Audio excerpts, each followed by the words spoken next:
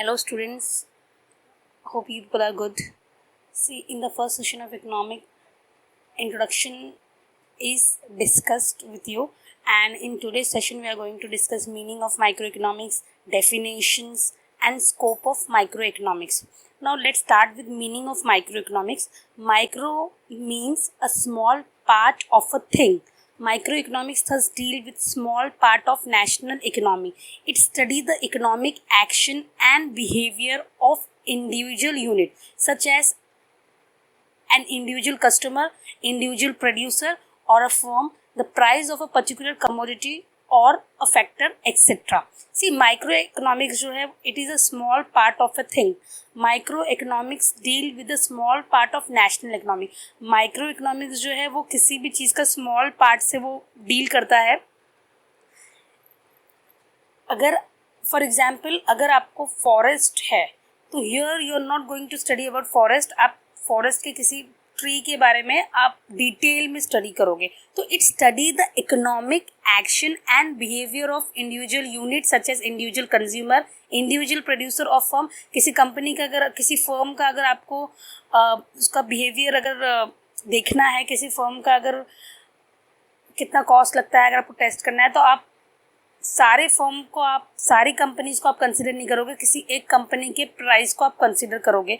अगर आपको consumer behaviour अगर आपको देखना है कि कंज्यूमर का बाइंग पैटर्न क्या है, कंज्यूमर वो कितना मतलब कितना परचेज वो लोग करते हैं, कितना स्पेंड करते हैं, तो instead of targeting everyone you are going to target a single consumer. एक सिंगल कंज्यूमर को आप टारगेट करोगे.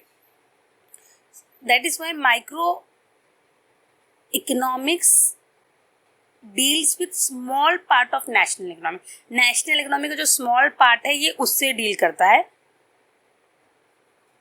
Now next let's see the definition of microeconomics.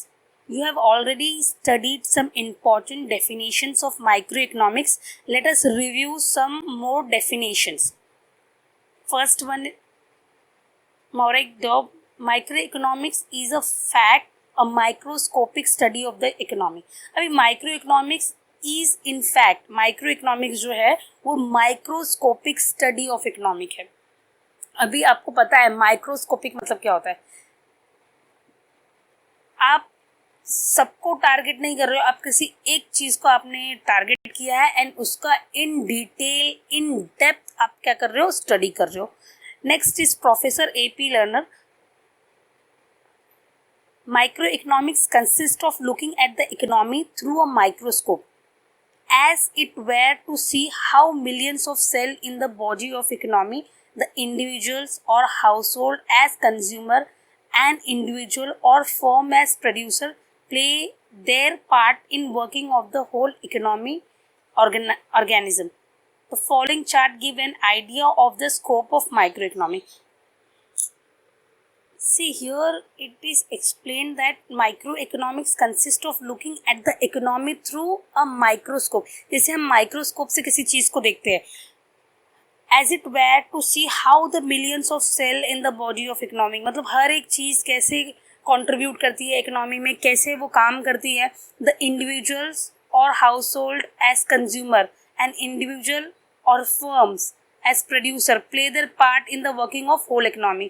जो household है, individual household consumers, फिर जो companies है as a producer, क्या part play करते हैं in the working of the whole economy organism. See, now we'll see the scope of microeconomy. Scope of microeconomics, areas of microeconomics, theory of product pricing, theory of factor pricing, theory of economic welfare. Now we'll start with theory of product pricing. First one is theory of product pricing. The price of an individual commodity is determined by the market forces of demand and supply. Microeconomics is concerned with demand analysis, that is individual consumer behavior, and supply analysis, that is individual producer behavior. See, the price of an individual commodity, किसी भी commodity की जो price है, it is determined by the market force of demand and supply. वो product की market में कितनी demand है एंड अकॉर्डिंगली कितनी उसकी सप्लाई है, उससे उसका प्राइस क्या होता है, डिसाइड होता है। माइक्रो इकोनॉमिक्स जो है is concern with demand analysis. Micro economics किससे कंसर्न है, demand analysis, that is individual consumer behaviour. एक कंज्यूमर कैसे, कंज्यूमर का क्या बिहेवियर होता है, and supply analysis, that is individual producer behaviour. एक producer supply analysis, that is individual producer behaviour. तो जो थियोरी ऑफ प्रोडक्ट प्राइसिंग है, the price of commodity of an individual commodity किससे डिटरमाइंड होती है, determined by the market forces of demand and supply. Now next is theory of factor pricing. In microeconomics, land, labor, capital and entrepreneur are the factors that contribute to production process. Microeconomic helps in determining the factor reward for land, labor, capital and entrepreneur in form of rent, wages, interest and profit respectively. Factor of production, production process में factor of production बहुत important होता है। और factor of production क्या है, land, labour, capital and entrepreneur. अभी micro economics जो है it help in determining the factor reward. जो लैंड, लेबर, कैपिटल और एंटरप्रेन्योर है उनका जो रिवॉर्ड डिटरमाइन करने में हेल्प करता है in the form of rent, wages, interest and profit respectively. जो प्रोडक्शन प्रोसेस में सबसे इम्पॉर्टेंट जो फैक्टर्स हैं वो लैंड, लेबर, कैपिटल और एंटरप्रेन्योर है। एंड उनकी प्राइसिंग कैसे डिटरमाइन होती है, तो माइक्रो इकोनॉमिक्स जो है help in determining the factor reward for land, labour, capital and entrepreneur in form of rent, wages, interest and profit respectively.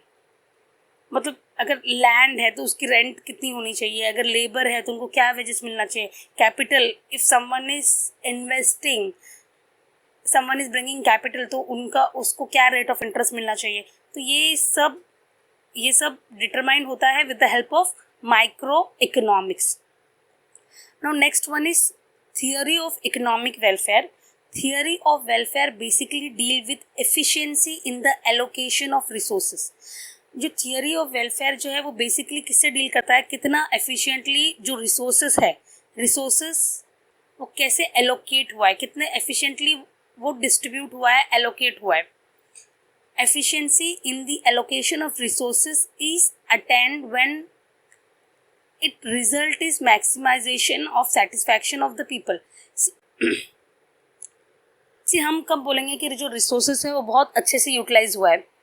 Resources अच्छे से यूटिलाइज तब होता है जब maximisation of satisfaction of people, when it result in maximisation of satisfaction of people. Efficiency in the allocation of resources is attained when it result is maximisation of satisfaction of people. उसकी efficiency तब पता चलती है जब वो maximum satisfaction वो provide करता है। Economic efficiency involve 3 categories, 3 efficiencies. जो इकोनॉमिक एफिशिएंसी है उसमें 3 एफिशिएंसीज इन्वॉल्व होता है। First one is efficiency in production. Efficiency in production means producing maximum possible amount of goods and services from the given amount of resources. अभी efficiency in production कब आएगा, production में efficiency तब आता है जब आप जो रिसोर्सेज है उसका बेस्ट पॉसिबल यूज़ करके ज़्यादा maximum amount of goods and services from the given amount of resources. जो रिसोर्सेज है उसका यूटिलाइज करके ज़्यादा जो है उसका आउटपुट हुआ है, तो वो जो रिसोर्सेज है वो बहुत ज़्यादा एफिशिएंटली यूटिलाइज हुआ है। तो first one is efficiency in production. Efficiency in production means producing maximum possible amount of goods and services from the given amount of resources. जो अमाउंट ऑफ रिसोर्सेज है उसमें जितना ज़्यादा आपने प्रोड्यूस किया है, ज़्यादा से ज़्यादा आप जितना प्रोड्यूस कर पाओ, तो वो इट शोज़ कि वो एफिशिएंसी इन प्रोडक्शन है।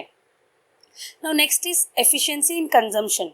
Efficiency in consumption means distribution of produce goods and services among the people for consumption in such a way as to maximize total satisfaction of society. See, efficiency in consumption मतलब क्या होता है, distribution of produce goods and services among the people. आप इसका ऐसा distribution करो, लोगों के बीच में ऐसा डिस्ट्रीब्यूशन होना चाहिए in such a way as to maximise total satisfaction of society, इससे से ज़्यादा मैक्सिमाइजेशन सेटिस्फैक्शन हो सोसाइटी का। तो इन दैट केस हम बोलेंगे कि there is efficiency in consumption. Now next is overall economic efficiency. It means the production of those goods which are not most desired by the people. See, overall economic efficiency का मतलब है ये overall efficiency में क्या है, it means the production of those goods which are most desired by people, मतलब वो goods की ज़्यादा production करनी चाहिए जिसका ज़्यादा requirement है, which is mostly desired, which is mostly wanted by people. Microeconomics theory show under what condition this efficiency are achieved. अब microeconomics show करता है कि कौन सी condition में ये सारी efficiencies जो है वो achieve हो सकती है. Thus the focus of microeconomics is mainly confined to price theory and resource allocation. इसकी वजह से जो microeconomics का उसका जो main confined है, mainly confined मतलब वो mainly वो डील करता है to price theory and resource allocation. It does not study the aggregate relating to the whole economy. This approach does not study national economic problem such as unemployment, poverty, inequality of income, etc. Theory of growth, theory of business cycles, monetary and fiscal policy, etc. are beyond the limit of microeconomics. Microeconomics जो है वो aggregate study नहीं करता relating to whole economy, and ये जो approach है it does not study national economic problem. जैसे हमारा अनएम्प्लॉयमेंट का जो प्रॉब्लम है, अनएम्प्लॉयमेंट का जो इशू है, पॉवर्टी है, इनइक्वालिटीज ऑफ इनकम है, theory of growth, theory of business cycle, fiscal policies are beyond the limit of microeconomics. ये microeconomic के लिमिट्स के बाहर है. तो जो इन शॉर्ट हम बोल सकते हैं कि माइक्रोइकोनॉमिक्स जो है वो इन डेप्थ स्टडी करता है किसी एक पर्टिकुलर यूनिट, स्मॉल यूनिट का ऑफ अ थिंग. तो we can say that microeconomics deal with a small part of national economy.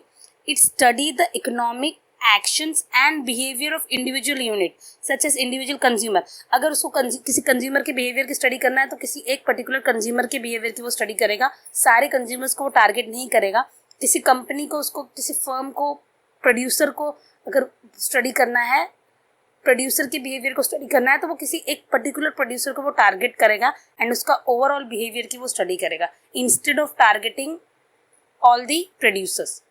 So with this, I would end this session. Thank you so much. Hello students.